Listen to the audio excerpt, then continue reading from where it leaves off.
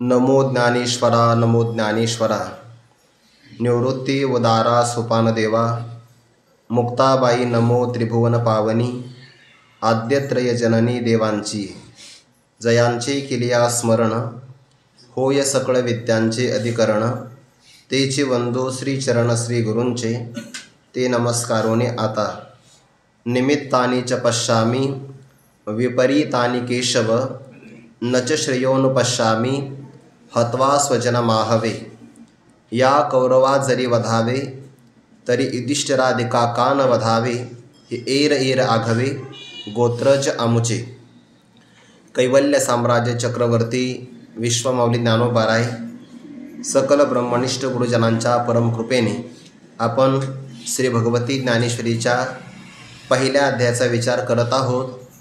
दोन्ही सैन्यांच्या मध्यभागी माझा रथ उभा करा अशी भगवंताला एक प्रकारची सूचना किंवा आज्ञा दिल्यानंतर भीष्माचार्य, द्रोणाचार्य, कृपाचार्य यांच्या सन्मुख भक्तराज अर्जुनाचा परमात्म्याने रथ स्थापन केला आणि मग दोन्ही पक्षामध्ये नातेवाईकच युद्धाकरता तयार झाले।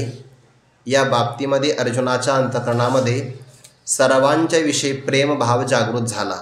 तया परी पार्थ अतिस्नेहे मोहित। अर्जुनालाही मोह आहे आणि धृतराष्ट्रालाही मोह आहे, पण दोघांच्या मोहामध्ये मात्र फरक आहे। धृतराष्ट्राच्या बाबतीमध्ये तरी पुत्र स्नेहे मोहितू, तो पुत्राच्या स्नेहाने मोहित आहे, संकोचित आहे किंवा स्वार्थ परवश आहे।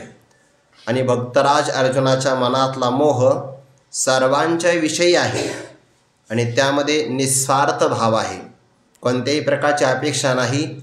म्हणून तर अर्जुनानेही गीता ऐकली आणि धृतराष्ट्राने संजय यांच्या मुखातून गीता ऐकली, पण फल प्राप्त होण्याकरता जो विलंब लागला त्याला कारणच ते आहे, जितका मनुष्य निस्वार्थ असेल तितकं त्याला तत्त्वज्ञान लवकर फलीभूत होतं आणि जेवढा व्यक्ती स्वार्थपरायण असतो तत्त्वज्ञान त्याला फलीभूत होण्याकरता जोपर्यंत स्वार्थाचा विषय बाजूला जात नाही तोपर्यंत तत्त्वज्ञान फलीभूत होत नाही।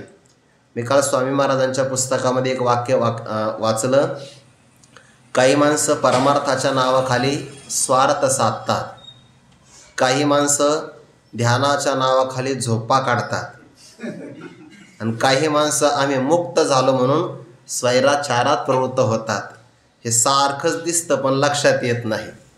परमार्थाच्या नावाखाली लोक स्वार्थ सिद्ध करतात, आपल्याला वाटते परमार्थच चालू आहे, परमार्थ नसतो, स्वार्थपरायणता असते। काही माणसं ध्यान लावतात, आपल्याला वाटतं समाधीच लागली की काय, पण त्यांना गाढ झोप लागलेली असते, लक्षातही येत नाही आपल्याला। आणि काही माणसाला आपण विचारलं का हो तुम्ही तर पाठ ऐकता? अहो मी डोळे झाकून ऐकतो म्हणे। सांगा काय झालं? नाही अहो समाधीमध्ये होतो, काय सांगणार असं म्हणतात की नाही, हे लक्षात सुद्धा येत नाही। हे सगळं असं आहे। भाव याचा काय झाला आहे की मनुष्य जेवढा निस्वार्थी असेल तेवढं त्याला तत्त्वज्ञान लवकर फलीभूत होतं आणि स्वार्थाचा भाव जर अधिक असेल तर त्याला तत्त्वज्ञान फलीभूत होण्याकरता विलंब लागतो। तेही अंधू तो हे अवसरी सुखिया झाला, सुखी झालाच नाही असं नाही, पण धृतराष्ट्राला जीवनाच्या अंतिम काळामध्ये या ब्रह्मज्ञानाचा उपयोग झाला आणि भक्तराज अर्जुनाला मात्र गीता संपत असतानाच पूर्ण ब्रह्म झाला पार्थ। का? त्याचं कारण अर्जुनाचं असणारं प्रेम सर्वावर हे निस्वार्थी भावनेतलं आहे। आणि पहिल्याच अध्यायामध्ये आपल्याला भक्तराज अर्जुनाचा अधिकार कळतो, किंबहुना ज्याला ज्याला गीतेतील तत्त्वज्ञान संपादन करायचं असेल त्याच्या जीवनामध्ये जेवढी काही पहिल्या अध्यायामध्ये अर्जुनाच्या ठिकाणची लक्षणं आहे ती सगळी लक्षणं अंगी बांधली गेली पाहिजे। आता अर्जुनाच्या मनातली जी काही लक्षणं आहे ती सगळी आपल्यासमोर पुढच्या श्लोकापासून क्रमाक्रमाने येणारच आहे। नातेवाईकांना पाहिल्याबरोबर अर्जुनाच्या अंतःकरणामध्ये किंवा शरीरावर 8 प्रकारचे भाव प्रगट झाले। अवयवांना शिथिलता मिळणं, घसा कोरडा पडणं, अंगाचा थरकाप होणं, रोमांच उभे राहणं, हातातलं गांडीव नावाचं धनुष्य पडून जाणं, त्वचेचा दाह होणं, मी आता इथं उभा राहू शकतच नाही असा भाव आणि मनाला भ्रम प्राप्त होणं, ही 8 प्रकारची लक्षणं आपण पाहिली। ज्या अर्जुनाच्या ठिकाणी ही 8 प्रकारचे लक्षणं प्रगट झाली ते काही सामान्य व्यक्तिमत्व नव्हतं, जेने संग्रामी हर चिंतेला निवात कवचांचा ठाव फेडिला, तो अर्जुन मोहे कवळीला क्षणा माझी. आपण एवढ्या ओळीचा अर्थ करत असताना असं म्हणतो, बघा ना, अर्जुनासारख्याला सुद्धा मोह झाला, एवढंच फक्त ध्यानात ठेवतो. पण निवृत्त झाला हेही लक्षात असावं. निवृत्तही झाला की नाही, पण त्यांचा मोह जगताच्या उद्धाराकरता कारण झाला. आपल्याला कोणत्याही व्यक्तिमत्वावर टीका करायचा अर्थ नसतोय, म्हणजे कारण काहीच नाही आपल्याला. आपला झाला की नाही हे त्यातून पाहिलं पाहिजे. आता अर्जुनाला झाला मोह आणि आपल्याला त्यापेक्षा जास्त असतो. गुरुवारी राऊत बाबा सांगत असतात, ते सकाळी काकडा करतात काही माणसं, धनदारा पुत्रजन बंधू सोयरे पिशून सर्व मिथ्या हे जाणून शरण रेगा देवाशी.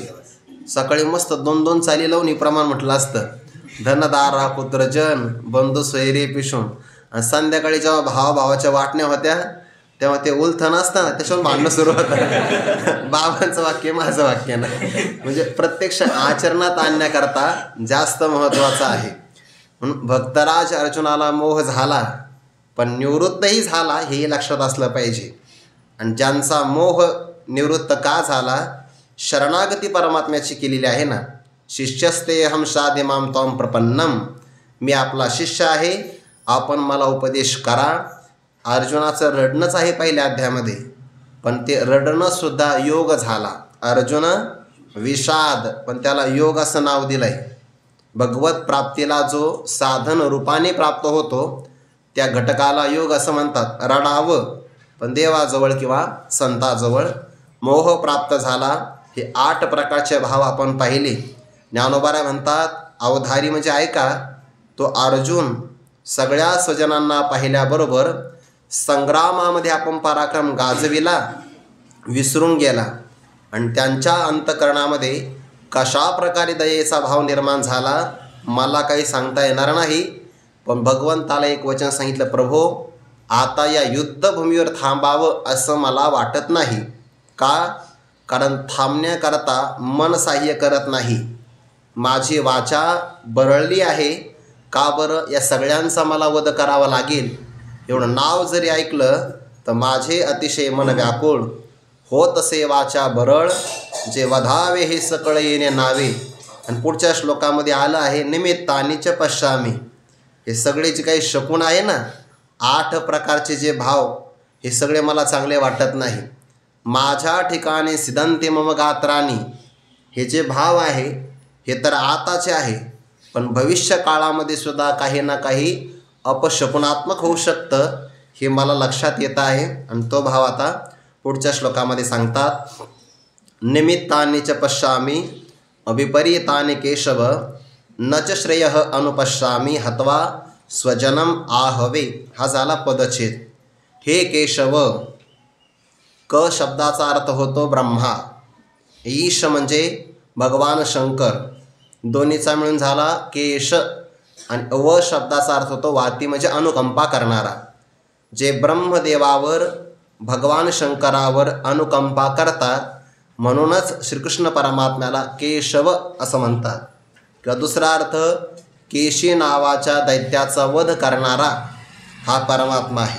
2 अर्थ झाले केशव पदाचे. हे केशव, च म्हणजे आणि, विपरीतानि निमित्तानि पश्यामि, मी वर्तमान काळामध्ये या युद्धात आल्यानंतर निमित्त शब्दाचा अर्थ होतो शकुन, आणि त्याला विशेषण काय लागलं, विपरीतानि. विपरीत अशा प्रकारचे शकुनात्मक चिन्ह मी माझ्या अंगावर पाहत आहे. कोणते कोणते चिन्ह आहे? ते अनेक प्रकारचे शकुन आणि अपशकुनाचा विचार आलेला बरं का शास्त्रामध्ये. कल्पना करा, आकाशामध्ये उल्कापात होणं हा अपशकुनच आहे.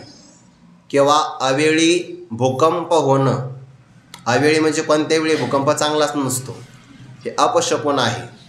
किंवा पाऊस पडत असताना रक्तांचा पाऊस पडणं हे अपशकुन आहे. तुम्हाला अपशकुन पाहिजे असेल तर श्रीमद भागवतामध्ये पाहिजे आलेले बघा. जेव्हा परमात्म्याला निजधाम गमन करायचं आहे त्या प्रसंगात काय काय होतं, पशु पक्षी वेगवेगळे प्रकारचे आवाज काढतात. हे अपशकुन आहे. आणि काही शुभ शकुन असतात. आपण प्रवासाला निघालो, आपण चाललो आहे डाव्या बाजूने आणि आपल्या उजव्या बाजूने एखादी कुमारी कन्या जर येत असेल आणि योगायोगाने तिच्या हातामध्ये पाण्याने भरलेला जर हंडा असेल तर तो आपल्याकरता शुभ शकुन आहे. म्हणजे प्रवासाला काही अडचण येणार नाही. किंवा आपण प्रभूच्या दर्शनाला चाललो आहे आणि आपल्या बाजूला हरणांचा कळप चालला असेल तर तो आपल्याकरता शुभ शकुन आहे. जेव्हा भरतजी प्रभू रामचंद्रांच्या भेटीला चालले की नाही, रामचरित मानसामध्ये उल्लेख आला आहे, दही चिवरा उपहार अपारा भरी भरी कावरी चले कहारा. ते हिंदीतलं पद आहे रामचरित मानसमधलं. ते कहार लोक जे असतात ना, ते पदार्थांची आण ने आण करतात. कहार लोक विशिष्ट प्रकारचा समाज आहे तो. कावडीनं ते सगळे पदार्थ वाहत असतात.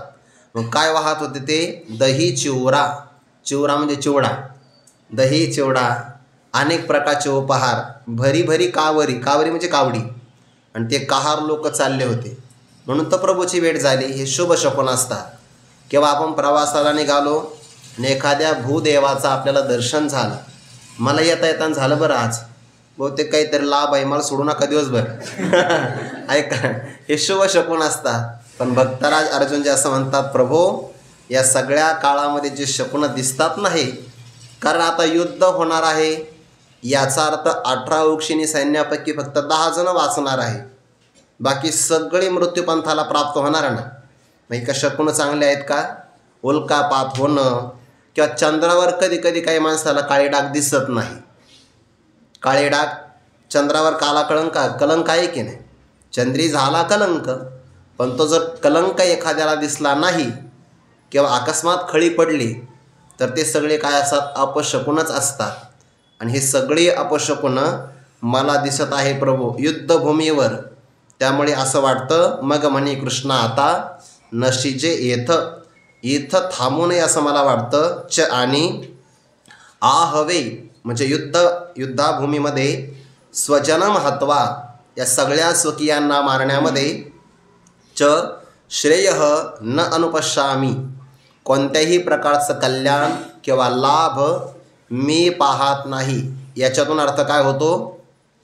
मनुष्याने कायम श्रेयाचा विचार करावा. मनुष्याला 2 गोष्टी असतात, एक प्रेय आणि दुसरी श्रेय. कठोपनिषदामध्ये हा विचार आला आहे. नचिकेताच्या समोर यमराज वरदान देण्याकरता तयार झाले. काही पदार्थ इंद्रियांना प्रिय वाटतात, त्यांना म्हणतात प्रेय. आणि श्रेय काय आहे? फक्त मोक्ष. इथे या सर्वांना मारल्यानंतर कोणत्याही प्रकारचा कल्याणाचा लाभ मला दिसत नाही. ज्याची श्रेयावर नजर आहे तोच मुमुक्षु किंवा साधक आहे. आणि प्रेयावर नजर असेल तर पामर किंवा विषयी आहे. मुक्त महापुरुष तर श्रेयाला प्राप्त झाला आहे.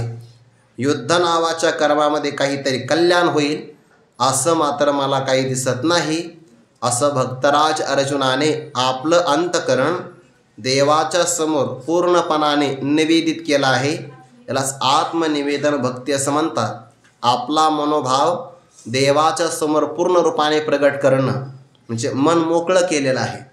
आणि त्यावर ज्ञानोबा आता भाष्य करतात, या कौरवा जरी वधावे तरी युधिष्ठिरादिकांकान वधावे. हे एरये राघवे गोत्र जामुचे, मनोनी जळो हे झुंज प्रत्ययानये मज. येणे काय काज महापापे देवा, बहुतां परी पाहता येथ ओखटे होईल झुंजता. वरी काही चुकविता लाभ आथी. या 3 ओव्यांचा एकत्र विचारच आहे. स्पष्ट पहिल्या 2 ओव्याचा तर एकत्र विचार आहेच आहे. युद्धामध्ये कोणाच्या बरोबर करायचं आहे युद्ध? रणांगणामध्ये बहुत करोनी कौरव. हे आतुर दुस्वभाव वाटी वावी नहाव बांधिती झुंजी. पण आता या कौरवांचा उल्लेख जरी केला तर पुढे मात्र नातेसंबंध लावलेला आहे बरं. या कौरवा जरी वधावे. एकदा एखाद्या कार्यामध्ये मनुष्य उतरला की त्या कार्याची सफलता त्याच्या उत्साहावर अवलंबून असते. आणि कार्याच्या आरंभाला बऱ्याच लोकांकडे उत्साह असतो. त्याला आरंभशूर असं म्हणतात.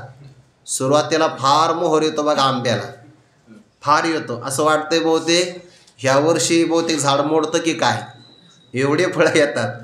पण एकदा ढग फिरलं की मग ते जळून जातो बघा. किंवा पाऊस पडला, थोडं पाणी जरी मारलं त्या मोहरावर जळून जात होतो. म्हणजे काय, जेवढा आला तेवढा टिकत नाही. तसंच कार्याचं पण आहे. कार्याला प्रारंभ करत असताना सगळे माणसं उत्साही असतात, त्याला आरंभशूर असं म्हणतात. पण प्रत्यक्ष जेव्हा कार्याला आरंभ होतो, वेळ समीप येते, तेव्हा काही अपशकुन जर घडला तर त्याचा उत्साह भंग होऊन जातो. तेव्हा मला तसंच वाटतं आहे. निमित्ताने च पश्यामी विपरीताने केशव, नच श्रेयोन पश्यामी हत्वा स्वजनमाहवे. म्हणून तो असं म्हणतो आहे अगोदर. आता युद्धाच्या तयारीने आलेला अर्जुन आहे. संभ्रमे सेने देठी घाली तसे, किंवा लीला धनुष्य उचललेले पांडुकुमारी आवेशच आहे की नाही. ज्या अर्थी देवाला दोन्ही सैन्यांच्या मध्यभागी माझा रथ उभा करा, हे सगळे आले आहे, पण माझ्या बरोबरीला युद्ध करण्याकरता कोण योग्य आहे असं म्हणून निरीक्षणाची आवश्यकता जेव्हा दाखवली, याचा अर्थ ही तयारीच आहे की नाही. रथ उभा करा, तयारी आहे. धनुष्य उचलला हातामध्ये, तयारी आहे. आणि सगळ्यावर एकदा नजर टाकायची आहे. तयारीच होती ही सगळी, पण आता तयारी मात्र बदलली आहे. तो काय म्हणतो आहे बघा, अर्जुनाच्या मुखातले शब्द आहे, या कौरवा जरी वधावे. युद्धामध्ये या कौरवांचा जर मला वध करायचा असेल तर मग एक काम का बरं करू नये, युधिष्ठिराधिका का न वधावे. कौरवाचा जर वध करायचा असेल तर कौरव तरी कोण आहे, आमचे नातेवाईकच आहे. मग नातेवाईकांचा जर वध करायचा असेल तर युधिष्ठिर कोण आहे, नातेवाईकच आहे ना. अरे अर्जुना तसं नाही, युधिष्ठिर हा तुमचा भाऊ आहे. अहो हे सुद्धा भाऊच आहेत ना, आम्ही एकाच वंशजातले आहोत. आता नातेसंबंध जोडला बरं. ए रे राघवे गोत्रज आमुचे. मग नातेवाईक गोत्रजत्व दोन्हीकडे समान आहे.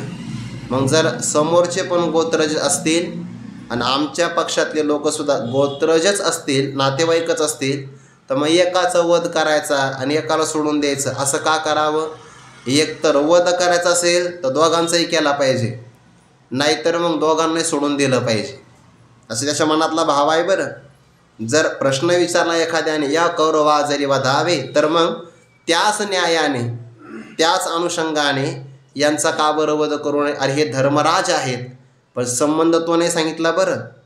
धर्मपक्षातले किंवा धर्मराज असा नाही, ये राघवे गोत्रज आमुचे, एवढाच फक्त संबंधाला, स्वजनम एवढंच फक्त लक्षण लावलेलं आहे. ते धार्मिक आहे का अधार्मिक आहे सध्या याच्यावरून आपल्याला काही घेणं देणं नाही. फक्त ते नातेवाईक आहे ना, एवढंच फक्त लक्षण सांगितलं आहे. नातेवाईकांचा जर वध करायचा असेल, पाठीमागं पण एक ओवी आली बघा, ऐशे गोत्रची दोही दळी, किंवा कृष्णा म्हणे देख देख हे गोत्र गुरु आशेख, तिथं पण गोत्र संबंध आला, गोत्रची दोही दळी. आणि इथे सुद्धा तोच शब्द आला, गोत्रज स्वजनम असा शब्द आला की नाही. म्हणून स्वजनांचाच जर घात करायचा असेल तर हेही स्वजनच आहे, तेही स्वजनच आहे. आता ते धार्मिक अधार्मिक आतताई वगैरे हे लक्षण नाही सांगितले, या श्लोकात ते लक्षण नाही. स्वजन आहे ना, बस एवढं भरपूर झालं. म्हणून ये राघवे गोत्रज आमुचे, हे सगळे परस्पर एकमेक सर्व गोत्रज आहे. म्हणून या संबंधाने कोणाचा वध करूच नाही. आणि करायचं म्हटलं तर मग सर्वांचाच का बरं करू नये. कोणाला म्हणतो आहे, देवाला, देवाच्या समोर. म्हणून परमात्मा म्हणणार आहे अर्जुनाला पुढे, अर्जुना बाप रे बाप, तू तर बोलण्याकरता प्रारंभ करतो, असं एवढं चांगलं प्रवचन करतो, सांगो म्हणत तरी बोलसी बहु साला नीती. तुला काही सांगावं म्हटलं तर तुझं आम्हाला नीती सांगतो म्हणे. तुझं ऐकलं तर असं वाटतं काही तयारी आहे, पण माहिती नाही हे बसवलेलं आहे म्हणून. हे रे राघवे गोत्रच्या आमुचे, म्हणून जळो हे झुंज. म्हणून हे झुंज म्हणजे या युद्धाला आग लागो. ज्या युद्धामध्ये आपले नातेवाईकच मारले जात असतील, अशा प्रकारच्या प्रसंगाला आग लागो. फक्त जीवनामध्ये युद्ध नावाचं कर्म घेऊ नका बरं. आपण आपल्या व्यवहारामध्ये कोणतंही काम करत असाल आणि ती कर्तव्य करत असताना जर आपल्या स्वकीयांचा घातच होत असेल तर अशा सगळ्याच कर्माला आग लागो. हे सगळ्या ओव्या ना नीतिशास्त्राला अनुसरून फार चांगले आहेत. मग अडचण काय आहे, फक्त या रणांगणावर नाही पाहिजे. कुरुक्षेत्रावर नाही चालत आहे. व्यवहारात खूप चांगल्या ओव्या आहे सगळ्या. व्यवहारामध्ये असंच वागलं पाहिजे की ज्यामुळे आपल्या नातेवाईकांचा घात होणार नाही, किंवा जे कर्म आपण करतो, धन राज्य मिळवणार आहे, त्यात कोणाचाही घात होऊ नये, हे नीतिमत्ताच असावी. फक्त एवढंच आहे की या गोष्टी प्रत्यक्ष युद्धाला प्रारंभ होणार आहे तेव्हा उपयोगाच्या नाही. दूध चांगलंच आहे, पण ताप आला असेल तर मग चांगलं नाही. आगागोक्षीर जरी झाले तरी पथ्याशे नाही म्हणितले, ऐसेने हे विष होय सुदले नवज्वरी देता. ताप आलाय अंगामध्ये नवज्वर नावाचा. दूध चांगलं आहे ना, पाहेपा दूध पवित्र आणि गोड, पण ते गावरान गाईचं आता असं लक्षण करावं लागेल. आता नुसतं दूध म्हणलं की मग पिशवीतलं नाही चालणार, त्यावर आपण काही घेणं. चिकित्सा करायचं का हा विषय नाही, त्याच्यासाठी हा पाठ नाही. दूध चांगलंच आहे, पण ताप आला तर तेव्हा उपयोगाचं नाही. तसं या सगळ्या ओव्यातले सिद्धांत उपयोगाचेच आहे व्यवहारामध्ये, फक्त हे रणांगणावर उपयोगाचे नाही. कारण रणांगणावर हे माझे नातेवाईक आहे. समजा आता भारतातला एखादा सैनिक आहे, तो आपल्या देशाचं संरक्षण करतोय सीमेवर, आणि एखादा अतिरेकी सीमेचं उल्लंघन करून देशामध्ये घुसतो आहे, घुसखोरी करतो आहे, आणि तेव्हा सैनिक म्हटला अहिंसा परमो धर्म हा, तर काय होईल? सगळा भारत देश असुरक्षित होऊन जाईल की नाही? मग त्या प्रसंगाला त्याला पुढचा आठवलं पाहिजे. अहिंसा परमो धर्म हा, धर्म हिंसा तथैवच. धर्माकरता केली जाणारी हिंसा सुद्धा धर्मच आहे, परमधर्म आहे. म्हणजे प्रसंग काय आहे त्यानुसार व्यक्तिमत्वाचं कर्तव्य निश्चित ठरतं. अर्जुनाचा भाव असा आहे, गोत्रजांचा जर वध होत असेल तर या युद्धाला आग लागू, काही घेणं देणं नाही. मनोने जळो हे झंझ, प्रत्ययानये मज प्रत्ययानये, हे माझ्या मनाला अनुभवाला पटत नाही.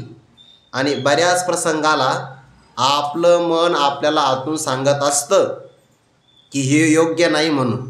समजा आता काही माणसं कीर्तनाला जातात, काय हरकत नाही, गेले तर चांगलीच गोष्ट आहे. कीर्तनाला जाणं चांगलं आहे का नाही? पण कीर्तनातून येताना दुसऱ्याची चप्पल आणणं हे चांगलं नाही ना. आणि आपला पाय सांगतो ना आपल्याला की आपल्या पायातली नाही म्हणून. माणसं काय म्हणतात, झाकण्याकरता आपलं पाप माझ्या लक्षातच आलं नाही, चुकीचं आहे. आपला पाय सांगत होता आपल्याला की आपल्या पायाचे नाही म्हणून. म्हणजे आपलं मन कधी कधी आपल्याला सांगतंय बघा आतून, पण तरी माणसं मनाचं ऐकत नाही. प्रत्ययानये मज, का बरं? येणे काय काज महापापे, हे इथं महापाप होणार आहे. ते ब्रह्महत्या, स्तुरापानम, स्त्रियम, गुर्वांगनागमनम, आणि त्यांच्या संगतीत राहणारा हे सगळे महापातकी आहे. ब्रह्महत्या, एक ब्रह्महत्या म्हणजे कोणत्याही जीवाची हत्या बरं, कारण ब्रह्म व्यापकच आहे. ब्रह्म सर्वगत सदासम, सर्वांच्या हृदयामध्ये परमात्मा आहे, आणि त्या ब्रह्माची हत्या होत नाही खरं आहे. पण ब्रह्म ज्या शरीरामध्ये राहतं त्या कोणत्याही जीवाची हत्या, कोणाही जीवाचा न घडावा मत्सर, वर्म सर्वेश्वर पूजनाचे, हे पूजनच आहे. ब्रह्महत्या कोणाची घडू नये, महापातक आहे बघा. सुरापानम, आता हे तर मोकळ्या मनाने लोकांचं सुरू आहे. सुरापानम, मद्यपान, हे सुद्धा महापातक आहे. स्थेयम, चोरी करणं, आणि फार मोठा दोष सांगितलेला आहे आकर्षण विषयाचा असणं. यांच्या संगतीत राहत असेल तर हे सगळे महापातक आहे. आणि इथं युद्धाला ते नाव दिलं आहे, येणे काय काज महापापे. काही वाचिक पाप असतात, काही मानसिक असतात, काही कायिक म्हणजे शारीरिक पाप असतात. आणि महापाप, उपपाप, हे सगळे पापाचे प्रकार आहे. युद्धामध्ये महापातक, गोत्रजांचा वध करणं, यात कोणतं पाप आलं बरं? पहिलंच आलं ना, ब्रह्महत्या. कारण ए रे रागवे या कौरवा जरी वधावे, वध करणं म्हणजे ब्रह्महत्याच आली की नाही? सर्वांच्या हृदयामध्ये परमात्माच आहे, या अनुषंगाने कोणाला मारू नये, हे बोलणं सगळं चांगलं आहे. फक्त आता प्रत्यक्ष युद्धावर हे सगळे बोलणं नाही. मग करा का? भगवंताला तेच पुढं सांगायचं, अर्जुना तू जरी युद्ध नाही केलं हे का अमर राहणार आहे का? हे कधी ना कधी मरणारच आहे, आणि हे युद्धामध्ये घडणारच आहे, अवश्यंभावी आहे. म्हणून क्षत्रियाचा धर्म हा क्षत्रियाचा धर्म आणि नीतीचा व्यवहार आहे. ज्याप्रमाणे दयातीचे नाव भूतांचे पालन, आणि पुढे अनेक निर्दल कंटकाचे, हा खऱ्या अर्थाने दया धर्म आहे. त्याच्यात नीती पण आली आहे, आणि ब्रह्मज्ञानसुद्धा आलेलं आहे. येणे काय काज महापापे देवा बहुता परी पाहता येत ओखटे होईल झुंजता वरी काही चुकविता लाभाती. देवा बहुता परी, परी म्हणजे प्रकार, पुष्कळ प्रकाराने जर विचार करून पाहिलं तर येत झुंजता ओखटे होईल. जर आपण युद्ध केलं या प्रसंगाला तर आपलं कल्याण काहीच होणार नाही. हा, वाईट मात्र नक्की होईल. ओखटे होईल, अजून काही झालेलं नाही बरं, ओखटे झालेलं नाही, पण भविष्याचा अंदाज आहे. ओखटे होईल झुंजता, युद्ध वर्तमान काळातला आहे आणि परिणाम भविष्य काळातला. ओखटे होईल झुंजता, एवढं मात्र चांगलं आहे. वरी काही चुकविता लाभार्थी, शिवाय वरी म्हणजे उलट पक्षी. पक्ष दोनच पक्ष आहे, एक तर युद्ध करणं किंवा युद्धातून माघार घेणं. मग युद्ध केलं तर ओखटे आहे आणि युद्धाचा उलट बाजू जायचं माघारी, निघायचं माघारी. वरी काही चुकविता, आपण या युद्धाला चुकविलं. चुकविण्याचे दोनच बाजू आहे, एक तर शस्त्र खाली टाकणं, शरणागती पत्करणं किंवा मग रणांगणातून पलायन करणं. भगवान म्हणतात हे जमणार नाही अर्जुना. जरी तो पळून जाऊ लागला भयाद रणादुपरतम मंसेंते त्वा महारथाः येषां च त्वं बहुमतो भूत्वा यास्यसि लाघवम्. आणि हे पळता पळवणे देती. जरी तो पलायन करून चालला तर हे पळू जाऊन देणार नाही तुला. उलट तो पलायन करायला लागला ते घाबरला अर्जुन, आम्हाला पकडून आणतील आणि पुन्हा तुझा अपमान करतील. तुझा भाव चांगला आहे रे, पण समोरच्या लोकांच्या मनातला भाव चांगला नाही. त्यापेक्षा युद्ध करणं चांगलं आहे. पण तो काय म्हणतो आहे, वरी काही चुकविता लाभार्थी. अर्जुना जाऊ दे, तुला हे सगळे अपशकुन वगैरे वाटतात, पण मग विजया करता अर्जुनाने पराक्रम गाजवला, धर्मराज्य संस्थापन केलं, यासाठी तर युद्ध कर. तो देवाला म्हणतोय, देवा मला यापैकी कशाचीच गरज नाही.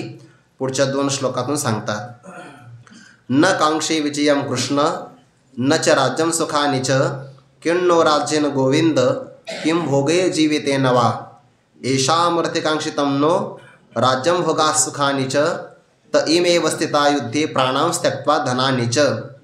पदच्छेद असा आहे, न कांक्षे विजयम कृष्ण न च राज्यम सुखानि च किं नः राज्येन गोविंद किं भोगैः जीवितेन वा येषामर्थे कांक्षितं नः राज्यं भोगा सुखानि च ते इमे अवस्थिता युद्धे प्राणान् त्यक्त्वा धनानि च. हा श्लोकाचा पदच्छेद आहे. हे कृष्ण, विजयम न कांक्षे. कृष्ण म्हणजे भक्ताच्या चित्ताला जो आकर्षित करतो.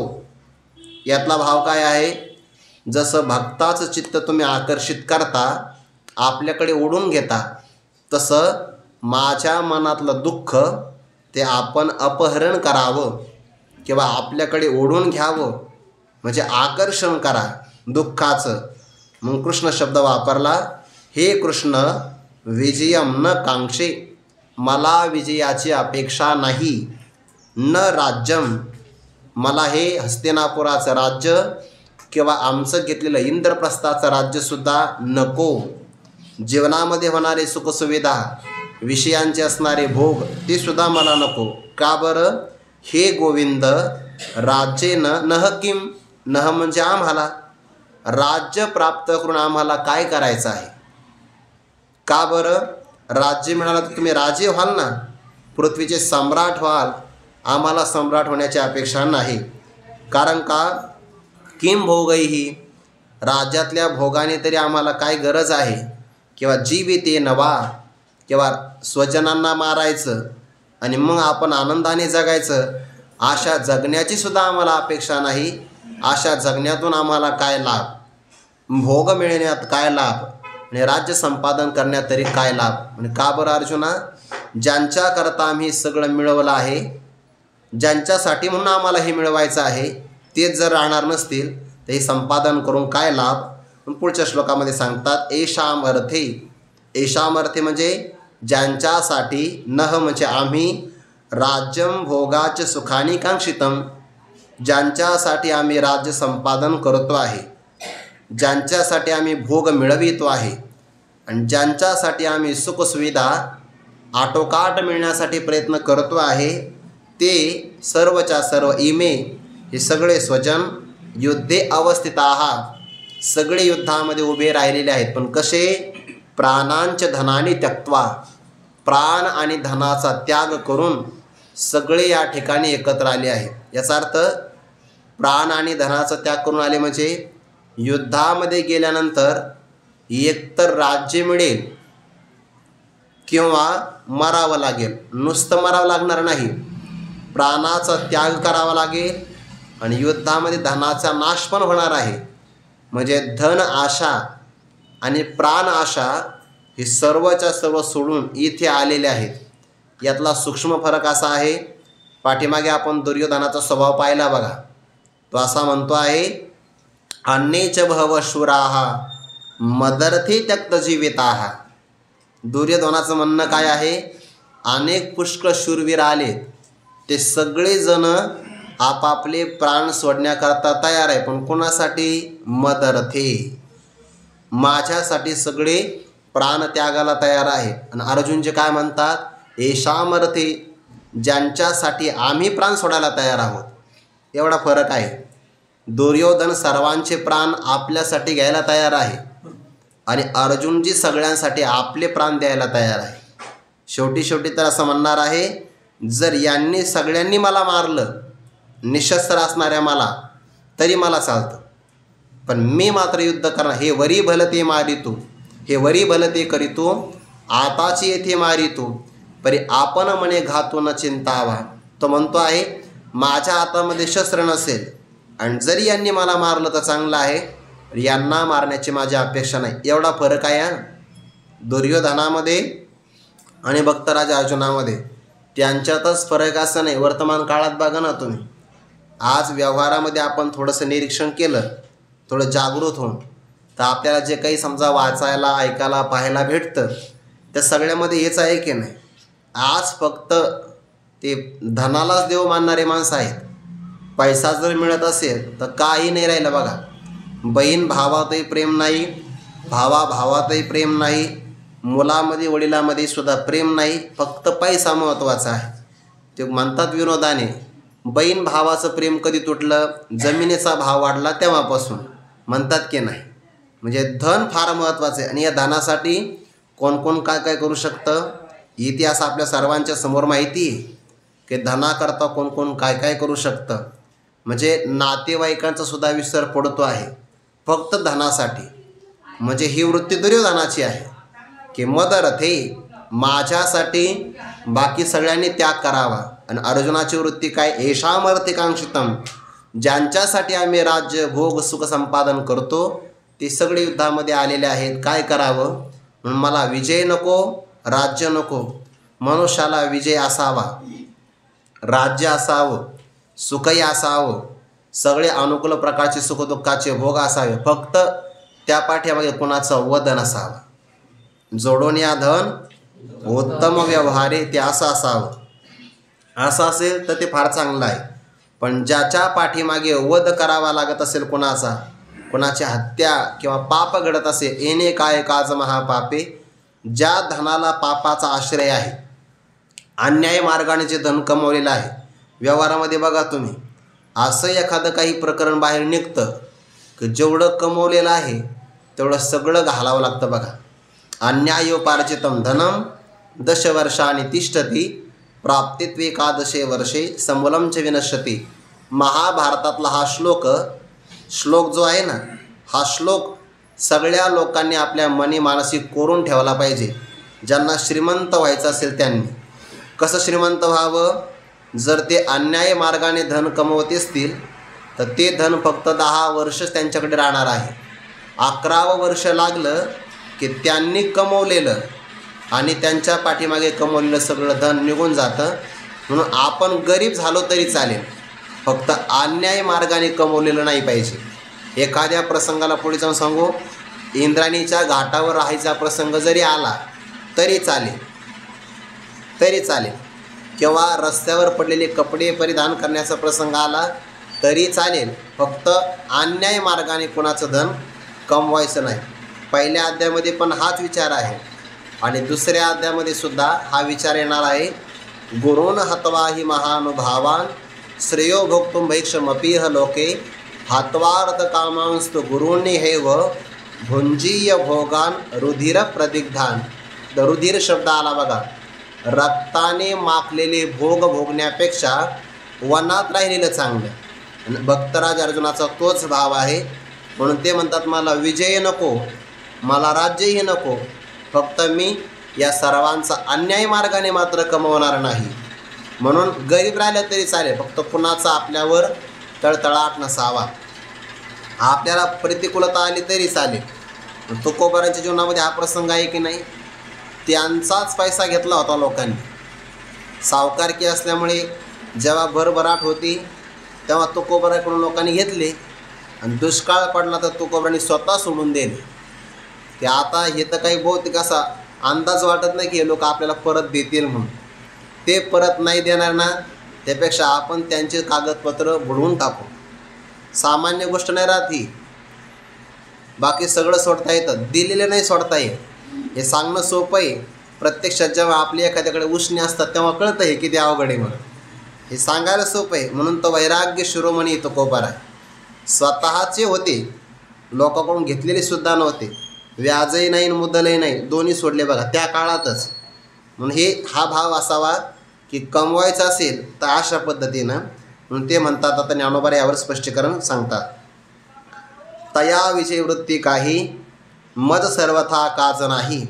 येथ राज्य तरी काही पाहून या सकळा ते वधावे. मग जे भोग भोगावे ते जळोत आघवे पार्थ म्हणे. तेने सुखेवीन होईल ते भल तैसे साही जेल. वरी जीवित ही वेच जेल यांची लागी. हे अर्जुनाच्या मनातल्या भावना आहे बरं. यांच्यासाठी आम्ही आमचं आयुष्य पण खर्च करू, पण आमच्या आयुष्यासाठी यांच्या आयुष्याला आम्ही खर्च करणार नाही. हा परापट, याला उपकारी वृत्ती असं म्हणतात. याला कृतज्ञ म्हणतात. कृतज्ञ म्हणजे उपकाराचं स्मरण ठेवणारा, अपकार न करणारा. हे परमार्थाच्या साधकाचे लक्षणच आहे सगळे.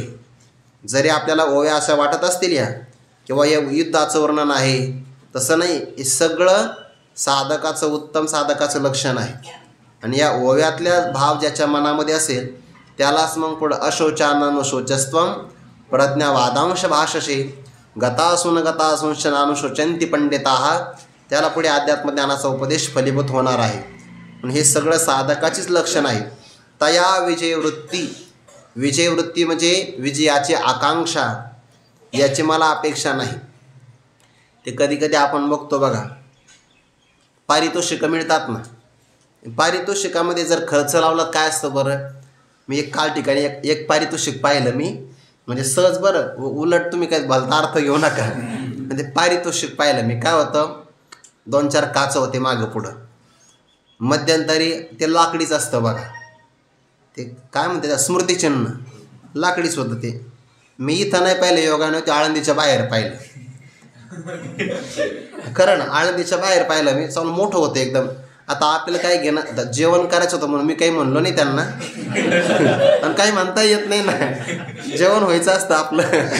मग ते पाहिलं, पारितोषिक लाकडीचं आहे. त्याच्या बाहेरचं असणारं ते काही स्टिकर वगैरे होतं, ते निघून गेलं होतं. आता समजा आपल्याला तुकोबारांची मूर्ती मिळाली, ज्ञानोबारांची मूर्ती मिळाली, चांगलं आहे ना, आपल्याला दर्शन होईल, आपल्यामुळे इतरांना पण दर्शन होईल.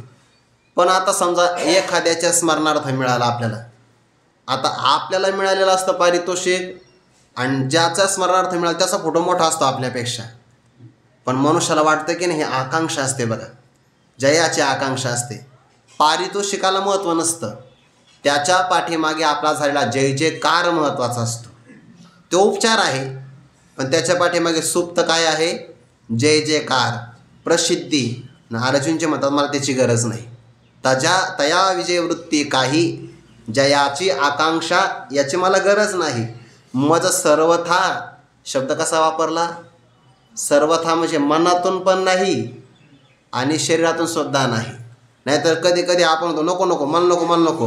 पण मनातून अपेक्षा असते की कमीत कमी याने आग्रह करावा, घ्या घ्या घ्या. पण तसंही मला नाही, मनातूनही नाही आणि वरून सुद्धा नाही. सर्वथा काज नाही, आकांक्षाच नाही, जरुरी नाही. का बरं, येथ राज्य तरी काही पावोनिया, या ठिकाणी राज्य पावोनिया तरी काही, पावोनिया म्हणजे प्राप्त करून, हे राज्य प्राप्त करून तरी मला काय करायचं आहे. अर्जुनांनी किंवा पांडवांनी आपल्या जीवनातला बहुतेक काळ हा राज्य वाचूनच व्यतीत केलेला आहे. थोड्याफार कालामध्ये इंद्रप्रस्थाचं राज्य मिळालं तर काही नाही, दुर्योधनाने बोलवलं बघा द्युतकर्म खेळायला. द्युतकर्मामध्ये पराजय झाला, लगेच 12 वर्षाचा वनवास आणि 1 वर्षाचा अज्ञातवास. ते 12 वर्ष गेले. नंतर तरुण होईपर्यंत तर यांना कळालंच नाही. लाक्षागृहामध्ये जाण्याचा प्रयत्न केला तेव्हा यवनातच राहिले. म्हणजे थोडाफार कालच त्यांच्या जीवनामध्ये असा आला बरं इंद्रप्रस्थाचा राज्याचा, नाहीतर बाकी सगळा काळ पहाते पांडव अखंड वनवासी असाच काळ आला की नाही. आणि मग जर आपल्या जीवनामध्ये वनवासाचा अनुभव जास्त असेल तर राज्याची काय गरज आहे. ज्याने मधुकरी खाऊनच दिवस काढले त्याला प्रतिकूलता आली तरी काही वाटत नाही, कारण त्याला माहिती आहे आपण दुसऱ्याच्या धर्मशाळेत राहिलेलो आहे, मधुकरीचं आपण खाल्लेले काही अडचण वाटत नाही. पण जो पहिल्यापासून सुखसुविधेमध्ये राहिला आहे त्याला प्रतिकूलता आली त्याला खूप वाईट वाटतं. वारकऱ्याला प्रतिकूलतेचं काही वाटू नये का, दरवर्षी तो आषाढीला पायी जातो ना, त्याच्या जीवनामध्ये हे प्रॅक्टिकल परमार्थ म्हणतो आपण, त्याच्यामुळे त्याला काही वाटू नये. वाटत असेल तर समजून घ्या, मग त्याने वारी मनातून केलीच नाही, मग हा त्याचा अर्थ आहे बघा. येतं राज्य तरी काही पावोनिया, हे राज्य संपादन करून तरी काय मिळवायचं आहे. का बरं, या सकळांते वधावे मग जे भोग भोगावे ते जळोता आघवे पार्थ म्हणे. या सगळ्यांचा वध करायचा आणि मग जे भोग भोगायचे. आता राज्यातले कोणते भोग असतात, राजोपचार, राजाचं स्वागत होणार, राजसिंहासनावर विराजमान होणार, हे सगळे राजोपचार म्हणजे राज्यातले भोग आहे. आणि ते सगळे भोग म्हणजे काय, सुखदुःखन्यतर साक्षात्कार भोग हा, सुख किंवा दुःख या दोघांपैकी एकाचं प्राप्ती त्याला भोग म्हणतात बरं. फक्त सुखाला भोग नाही म्हणत, दुःखालाही भोगच म्हणतात. सुखा आणि दुःखापैकी एक कोणतं तरी मिळणं त्याला म्हणतात भोग. आणि मग इथे कोणते भोग घ्यायचे, अनुकूल भोग घ्यायचे. ते भोग भोगावे, पण कशामुळे, या सगळ्यांचा वध करायचा. मग जे भोग भोगायचे ते आगवे जळत, त्या सगळ्या भोगांना आग लागो. कोण म्हणे, पार्थ म्हणे. हे पृथापुत्र आहेत, कुंतीचा पुत्र असणारे हे अर्जुनजी काय म्हणतात, नको आम्हाला या सगळ्या भोगांची काही गरज नाही. कारण का, या भोगांच्या पाठीमागे सगळ्यांचा वध दडलेला आहे. आणि मग सगळ्यांची हत्या करायची, वध करायचा, मग राज्याचा भोग घ्यायचा, याची आम्हाला आवश्यकता नाही. भक्तराज अर्जुनांची वृत्ती कुठं आहे आणि वर्तमान काळातल्या कलियुगांच्या व्यक्तींची वृत्ती कुठं आहे. आज पैशासाठी निषिद्ध कर्म लोक करतील, यात नवल काय आहे. पण ज्याला आपण साधना म्हणतो, ज्याला आपण परमार्थ असं म्हणतो, त्याही परमार्थाला जर धनाचं माध्यम ठरवलं जात असेल तर मग आणखीन काय अधपतन पाहिजे. ते जळवता आगवे पार्थ म्हणे. या ओळीवर प्रवचन करणं फार सोपं आहे, पण जेव्हा आपल्या जीवनात हे प्रसंग येतील तेव्हा आपल्याला हे वाटलं पाहिजे की म्हणजे चांगल्या मार्गाने तर भोग नकोच नको, पण आपण जेव्हा एखाद्याच्या पाठीमागचा सुप्त भाव असेल, हा एखाद्याचा तळतळाट ज्याला आपण म्हणतो, ते सुद्धा आपल्याला भोग कोणाचाही नको. कोणालाही न दुखविता राहणं हे सगळ्यात मोठे साधन आहे. आपल्या इतिहासामध्ये काही असे वर्णन आलेले आहेत बघा, ते उल्लेख नाही करत मी, पण तुम्हालाही कळालं तर फार चांगलं आहे. आपल्या भारतामध्ये हिंदूच्या विरोधी असणारे काही लोक होऊन गेले. हिंदू राजाच्या विरोधात किंवा हिंदू संस्कृतीच्या विरोधामध्ये, की त्यांनी जिवंत असताना आपल्या बापाला तुरुंगात टाकलं, सगळेच्या सगळे भाऊ मारले आणि मग राज्य मिळवलं. आहे का नाही अशी उदाहरणं. हे सगळ्या वृत्त्या या आहेत. परिणाम काय झाला, कोण नाव घेत नाही ना. हे सगळे अपकीर्ती आहे, अपकीर्ती. जळवता आगवे पार्थ म्हणे, या सकळा ते वधावे आणि मग जे भोग भोगावे ते जळवता आगावे, त्या सगळ्या भोगाला आग लागो. आणि मग अर्जुना, तुम्ही जीवन कसं जगाल बरं, तेने सुखे विन होईल, ते भल तैसे साही जेल, वरी जीवित ही वीच जेल यांची लागे. राज्या वाचून जे आम्हाला, कारण राज्यामध्ये सुख मिळत असतं, आम्ही तर राजांचे पुत्र आहोत, मग तुम्हाला राज्यच मिळालं नाही तर सुखही मिळणार नाही. तेने सुखे विन, त्या राज्य सुखा वाचून होईल जे जीवन आमच्या वाट्याला येईल ते भल तैसे. वाटेल तसं कोणतंही जीवन असाना साहीचे ते आम्ही सहन करू. आणि सहन केलंच ना हो. ज्याने कायमच सहन केलं त्याला आणखीन 5-6 वर्ष सहन करायला काही वाटत नाही. 12 वर्ष वनवास आणि 1 वर्षाचा अज्ञातवास आम्ही सहन केला की नाही. बरं तेव्हा आता काही अडचणही नव्हती. आता तरी आमच्या ओळखी झाल्या की हे पांडव आहेत आहे ना. तेव्हा आता आम्ही अज्ञातवासामध्ये होतो. आता तर कोणीही आम्हाला राज्यामध्ये जागा देईल, आश्रय देईल, आमची अपेक्षा फार मोठी नाही. राज्य तरी काय पावनिया, याच्यातून अर्जुनांचं वैराग्य प्रगट होतं. भगवान जेव्हा शिष्टाई करण्याकरता गेले तेव्हा पहिल्यांदा इंद्रप्रस्थ मागितलं, म्हणजे अर्ध आपल्या वाट्याला येणार राज्य. पण जर देत नसाल तर फक्त 5च गावं द्या, फक्त 5 गावं, म्हणजे 5 गावावर संतुष्ट राहण्याची वृत्ती त्यांची आहे. म्हणून राज्य तरी काय पावनिया, आम्हाला राज्याची तरी काय गरज आहे.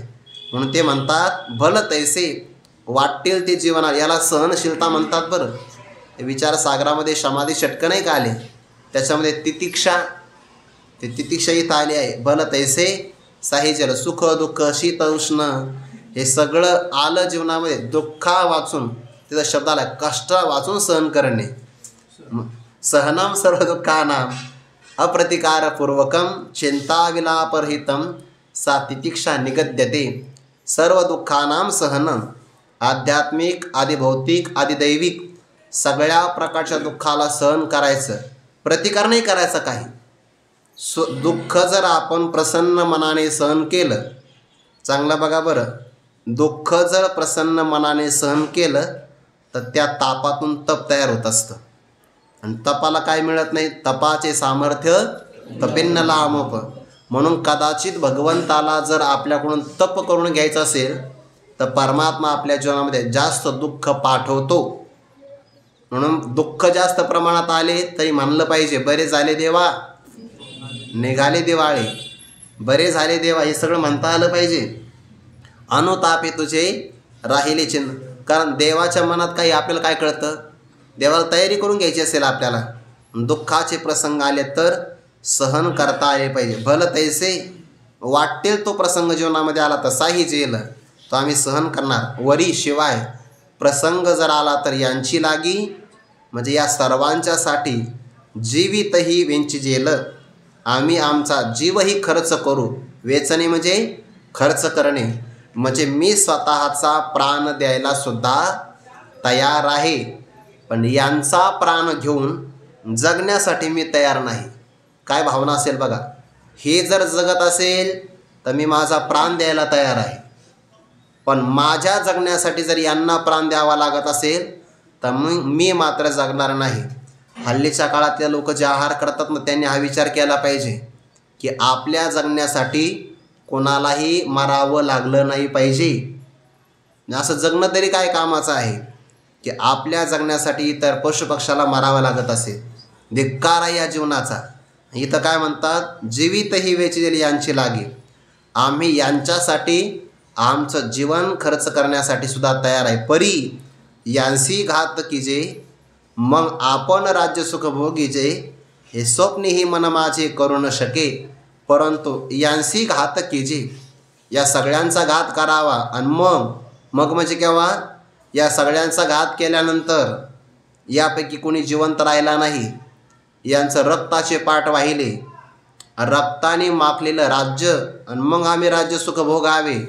परमात्मन हे स्वप्नी हे मन माझे करू न शके. स्वप्नातसुद्धा माझं मन हे करू शकणार नाही. स्वप्नात नाही करणार, कैमुतिक न्यायाने जागृतीत काय करणार आहे. मी तर आता जागी आहे. स्वप्नातसुद्धा हा माझ्या मनामध्ये विचार येणार नाही. कोणता, की यांचा घात करावा आणि मग राज्यसुख आपण भोगावं. हे स्वप्नातसुद्धा किती शुद्ध वृत्ती असेल. स्वप्नात काय दोष लागतो बरं, काहीच लागत नाही. पण इतकं शुद्ध विचार आहे की स्वप्नातसुद्धा मी यांचा घात करून राज्यसुख भोगण्याची अपेक्षा करत नाही, तर मग जागृतीमध्ये मी करणार नाही. यात नवल काय आहे, असं आपल्या मनातला भाव प्रगट केला. आणखीन काही चिंतन येणार आहे, तो विचार आपण उद्या पाहू. कुंडली कवरदारी विठ्ठल श्री ज्ञानदेव. माऊली ज्ञानेश्वर महाराज की जय, जगद्गुरु तुकाराम महाराज की जय, सद्गुरु जोग महाराज की जय,